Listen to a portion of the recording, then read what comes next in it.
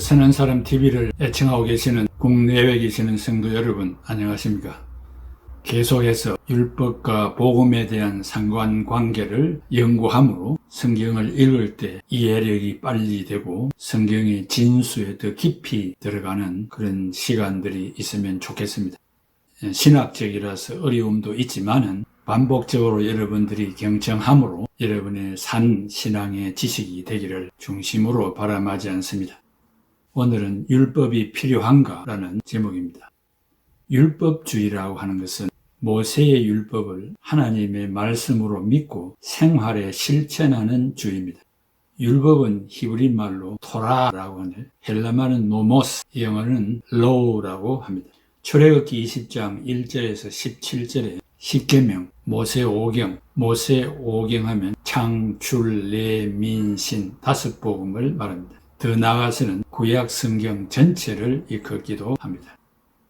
율법 무용론자들이 있고 율법 폐기주의자들도 있습니다. 16세기 종교 개혁자들은 말하기를 천주교회가 구원의 조건으로 믿음 플러스 선행이라고 주장한 것을 성경적으로 바르게 회복하기 위하여 종교 개혁을 단행하였다고 합니다. 율법 무용론이란 무엇을 의미하는가? 그 첫째는 이원론적 무용론이 있습니다. 이 영지주의, 노스티시즘, 이 영지주의자들이 주장하는 것인데 영혼은 선하고 육체는 악하다는 주의입니다. 악한 육체가 율법을 지킬 필요가 없다고 주장하는 것입니다. 둘째는 성령론적 무용론입니다. 성령만을 지나치게 의존하고 육체를 가진 인간이 어떻게 살아야 하는가에 대해서는 율법의 가르침을 받을 필요가 없다고 주장합니다. 셋째는 기독론적 무용론입니다. 신자는 그리스도가 내 대신 율법을 지켰으며 또한 그리스도가 내 안에 살아있기 때문에 내가 율법을 지킬 필요가 없다고 주장합니다. 넷째는 세대주의적 무용론입니다. 신자는 율법 시대가 아닌 은혜의 시대에 살고 있으므로 율법을 지킬 필요가 없다고 주장합니다. 다섯 번째는 변정법적 무용론입니다. 신학자 바르트나 브룬너 같은 사람이 주장하는 것인데 율법은 하나님의 직접적인 명령이 아니기 때문에 지킬 필요가 없다고 말합니다. 여섯 번째, 상황주의적 무용론입니다. 사랑만 실천하면 율법은 무시해도 된다고 주장합니다. 여섯 가지를 말씀드렸고 계속해서 신자들이 예수 그리스도를 믿음으로 말미암아 죄와 율법으로부터 완전히 해방되었으므로 율법은 폐기되었다고 합니다. 율법은 더 이상 그리스도인들의 삶에 아무런 의미가 없다고 주장하는 것을 말합니다. 종교개혁 당시 오시안드, 토마스 민처, 제 세례파는 열광적인 율법 무용론자들입니다. 중생한 사람은 성령의 인도함으로 품성생활, 즉 선행의 삶을 충분히 살 수 있기 때문에 십계명과 율법을 설교할 필요가 없으며 또한 지킬 필요도 없다고 주장합니다. 이런 분류의 율법 무용론자들은 윤리적 방종주의, ethical libertarianism, 친밀한 관계를 가지고 있습니다. 신자들은 율법의 정죄에서 완전히 벗어나 영적으로 자유의 몸이 되었으므로 아무렇게 살아도 상관이 없다고 말합니다. 예수 그리스도를 믿음으로 단번에 이미 구원을 받았고 그 구원은 영원하기 때문에 상실될 수 없으며 죄를 지어도 현재와 미래의 죄를 용서받았기 때문에 율법이 정죄할 수 없다고 주장합니다. 혹한 마음이 불편하면 자백만 하면 용서해 주시기 때문에 계속하여 율법을 지키지 않아도 된다고 주장합니다.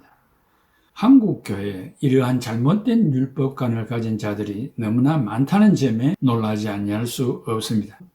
때를 같이하여 율법 폐기론적인 방종주의와 더불어 선행무용주의가 등장을 했습니다. 선행무용주의, 프레시던트 댄시즘, 이 선행무용주의란 선행이 구원의 조건이 아니다라는 성경적인 가르침을 아주 극단적으로 해석을 해서 오직 믿음으로 구원을 받은 그리스도인에게는 선행은 아무런 의미와 가치가 없다고 주장을 합니다. 선행무용주의에 빠진 사람들은 인생에 있어 가장 중요한 것이 구원인데 그 구원을 오직 믿음과 은혜로 받았다면 그 이후의 삶에 대해 내가 고민할 이유가 무엇이며 또 이미 구원은 받은 것인데 왜 내가 선행에 대해 고민하고 노력해야 하는가라는 잘못된 생각을 가지고 있습니다. 선행은 분명히 구원받는 조건은 아닙니다. 다만 구원을 받은 은혜에 감격하여 성령의 역사로 소원과 빛의 삶을 살아야 할 품성인 것입니다. 절대로 구원의 조건은 아닙니다. 이들은 성화, 품성의 과정에서 성령의 감동으로 끊임없이 이루어지는 죄의 고백과 자백, 죄와의 영적 전쟁의 필요성을 거부합니다. 이런 주장을 하는 사람들은 자신과의 싸움인 영적인 전쟁이 무엇이며 성령의 충만을 경험해보지 못한 무책임한 사람들이라고 할 수 있겠습니다. 그러나 16세기 종교 개혁자들은 루터나 켈빈 그리고 18세기 존 웨슬리 등 개신교 선구자들은 율법 폐기주의나 방종주의, 선행 무역론이나 그 어떤 것도 복음에 합당하지 않다고 이미 정죄했습니다. 개혁자들은 율법이 구원받은 성도들에게 규범적 역할, 즉 마땅히 따르고 지켜야 할 율례라고 밝힌 바가 있습니다. 종교개혁 500주년을 이미 기념한 한국 교회가 이신칭의에 대한 신학적인 논란이 한때 있었습니다.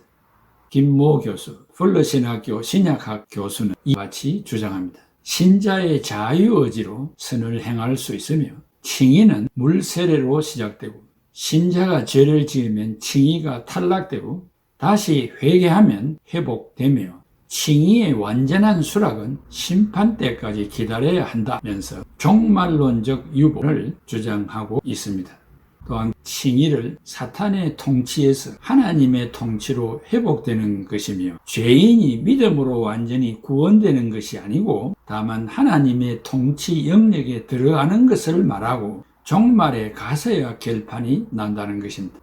김 교수의 주장은 천주교의 교리를 따르고 트렌트 공의, 1545년에서 1563년에 있었던 이 트렌트 공의에서 결정한 것을 가르치며 톰 라이트, 이 사람은 성공의 교구장이며 최근에 세인트 앤드류 대학교 신약학 초기 기독교 학과장을 지낸 분입니다.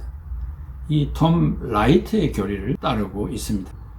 김 교수는 행위 이신칭의를 주장하고 또한 그는 16세기 종교 개혁자들과 후계자들이 주장하는 의의 증가 교리를 부정합니다. 또한 그는 믿음 위에 인간의 공로를 더하는 교리를 만들었습니다. 그는 믿음으로 의롭다는 칭의를 받은 신자는 전 생애를 어떻게 살았는가에 대한 결산의 때, 즉 심판하실 때에 하나님께서 판단하신다고 주장합니다. 구원을 받은 자가 어떻게 살아야 하는가에 대한 고민이 없이 값싼 구원만 강조하는 한국 교계와 또한 칭의론이 성경적이라는 것을 비판적으로 보는 지도자들이 라이트의 칭의론을 매력적으로 만드는 행위 이신칭의라는 신조어를 만들어냈습니다. 성경이 말하는 이신칭의가 순전히 예수 그리스도를 믿음으로 구원을 얻는 것을 믿지 않고 죄성을 가진 인간의 선한 행위가 구원의 조건이 되어 구원이 성취된다면 비복음적이라고 말하지 아니할 수 없습니다. 결단코 인간의 공로가 구원의 조건이 될 수 없습니다. 구원의 조건에 있어서 믿음과 행위는 반드시 구분하여야 합니다. 구원은 믿음으로 성취되고 선행은 구원받은 은혜에 감격하여 성취되는 것이며 성도의 자긍심과 복음 전도를 위하여 품성이 실천되어야 한다고 생각합니다. 아주 깊은 구원론을 말하면 타락한 인간의 행위와 구원과는 아무런 관계가 없다고 말할 수 있습니다.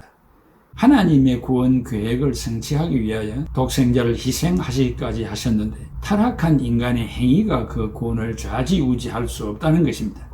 이러한 깊은 성경의 원리를 아는 신자는 죄와 상관없이 모범적인 삶을 살리고 최선의 노력을 다할 것입니다. 칼빈이 말한 대로 신자에게 놀라운 특권을 주셨는데 그것이 바로 회개와 자백이라는 것입니다.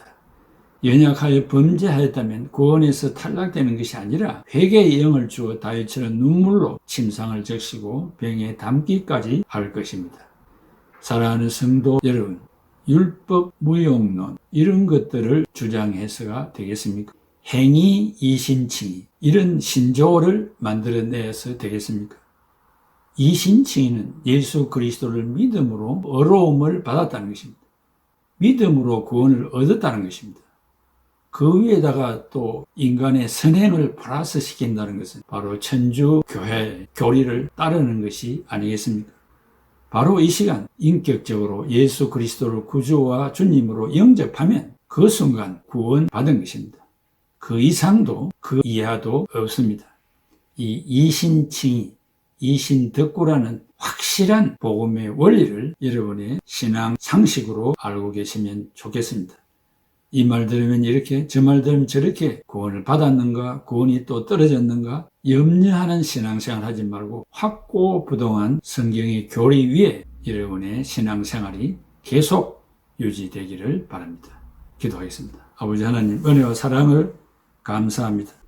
오늘도 율법이 구원을 할 수 있는가? 라고 하는 제목으로 말씀을 드렸습니다. 율법과 인간의 선행이 구원의 조건이 될 수 없다는 확실한 신앙을 갖게 하여 주시옵소서.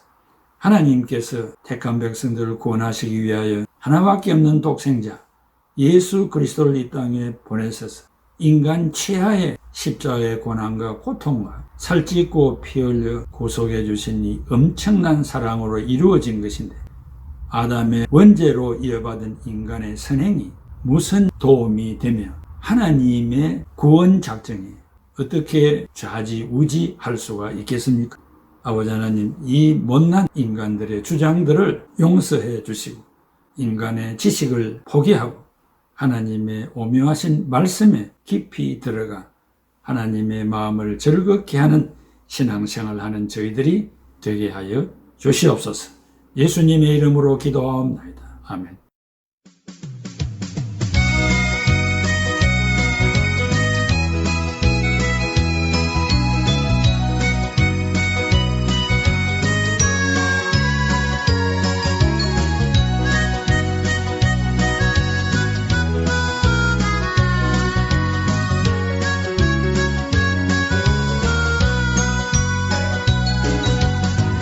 어두워진 세상 길을 주님 없이 걸어가다 나의 영혼 어두워졌네.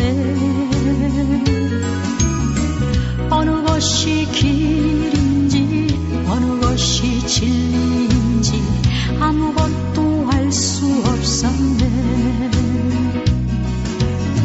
주님 없이 살아가는 모든 삶 실패와 좌절뿐이네.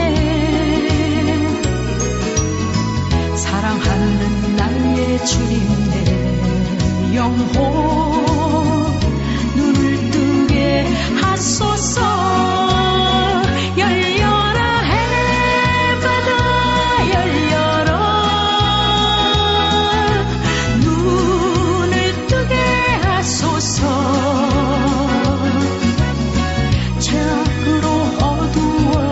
나의 영혼을 나의 눈을 뜨게 하소서.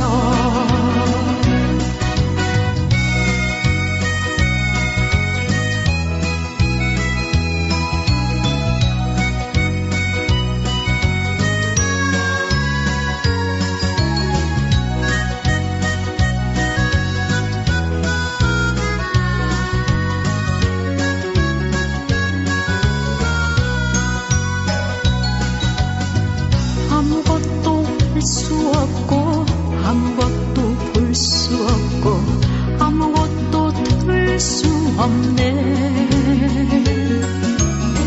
세상에서 방황하며 이리저리 헤매일 때 사랑하는 주님 만났네. 어두웠던 나의 눈이 열리고 막혔던 귀가